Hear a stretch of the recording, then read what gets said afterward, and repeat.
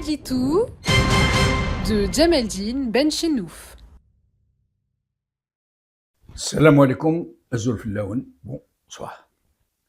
La communauté médiatique, la famille journalistique, la corporation de l'information et autres appellations qui enflent du goitre, ont célébré leur journée nationale de la presse hier, le 22.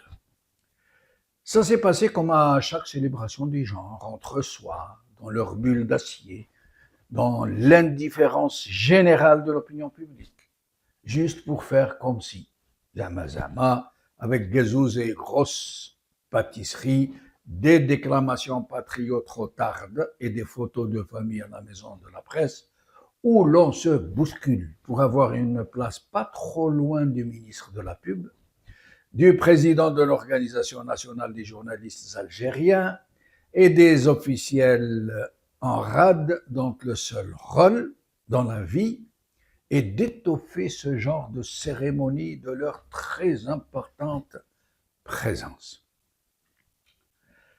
Les journaux et les autres médias audiovisuels n'y ont pas été de main morte dans le traitement de cet événement majeur, comme ils disent.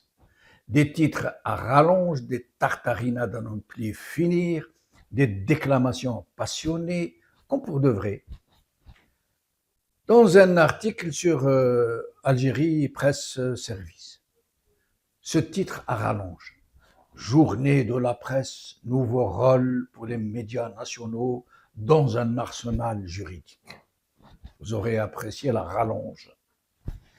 Écoutez un extrait de ce même article.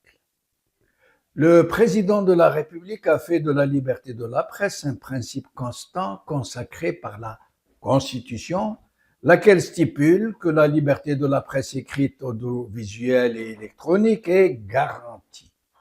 La liberté de la presse comprend notamment la liberté d'expression et de créativité des journalistes et des collaborateurs de presse, le droit des journalistes d'accéder aux sources d'information dans le respect de la loi, le droit à la protection de leur indépendance et à la confidentialité, le droit de créer des journaux et toute autre publication sur simple déclaration. Fin de citation. C'est ainsi et c'est comme ça que ça se passe chez Mac Dolma. Et c'est comme ça dans toute la presse la plus libre du monde arabe, comme ils disent. Comment alors ne pas se poser de questions sur cette impudeur de ces pseudo-journalistes, de ces grands patrons de presse qui se font les nervis zélés de ceux-là même qui étouffent leur voix, qui emprisonnent leurs confrères, qui les calomnient, qui les empêchent de travailler honnêtement et de façon vraiment professionnelle, qui ne leur laissent que la seule possibilité de choisir entre un honteux mercenariat ou de se retrouver à la rue si ce n'est en prison. Comment de tels gens qui se prétendent journalistes, qui activent sous la férule de patrons de presse mercenaires, dont la conscience est à vendre au maître de l'heure, quels qu'ils soient, qui ne cachent même pas leur statut de nouveaux riches, qui tous possèdent des biens à l'étranger, ces patrons de presse. Comment de tels pseudo-journalistes n'ont-ils même pas la pudeur de se faire discret? Comment peuvent-ils affronter le regard de leurs compatriotes, de leurs familles, de leurs confrères, qui ont préféré s'exiler ou changer de métier plutôt que de se commettre ainsi dans l'indignité?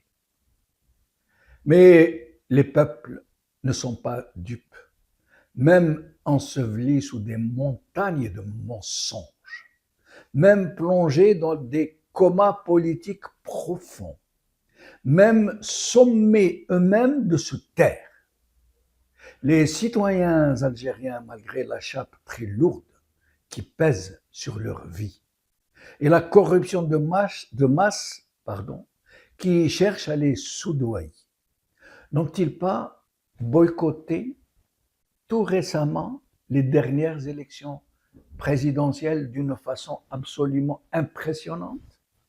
N'ont-ils pas manifesté aux yeux du monde entier qu'ils ne veulent pas de celui dont tous les médias algériens, publics ou privés, chantent les louanges au quotidien, qu'ils font passer pour l'homme providentiel que l'Algérie attendait depuis si longtemps, dont ils nous disaient et dont ils continuent de nous dire qu'il a transformé le pays, qu'il lui a permis de réaliser un miracle économique, que le monde entier nous envie nos réussites, que cet homme est notre chance, notre dernière chance, qu'il est l'initiateur de l'Algérie nouvelle. N'ont-ils pas observé de véritables blackouts, dans le vrai sens du mot, sur toutes les catastrophes qui distinguent désormais notre pays? La harga, le délabrement des villes, la débauche, la délinquance, le chômage, la misère, la corruption, les pénuries, une gouvernance exécrable. N'ont-ils pas été les complices très actifs par leur silence ou par la calomnie qu'ils répandent sur les plus honorables parmi nous, qui ont osé braver l'omerta? Nous ont-ils informés seulement sur l'injustice commise sur les hommes et les femmes libres qui ont osé se dresser contre l'oppresseur, sur les prisonniers politiques et les détenus d'opinion du régime qui croulent en prison?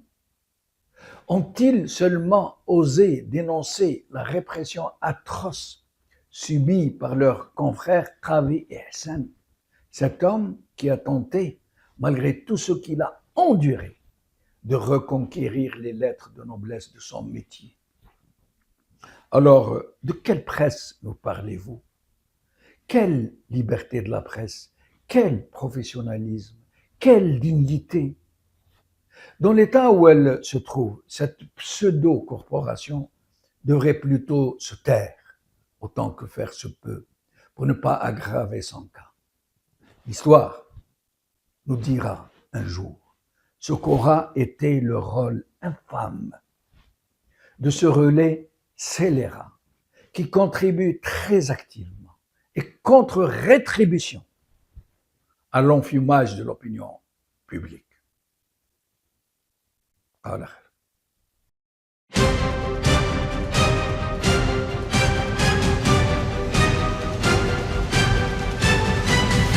L'édito de Djemeldine Benchenouf.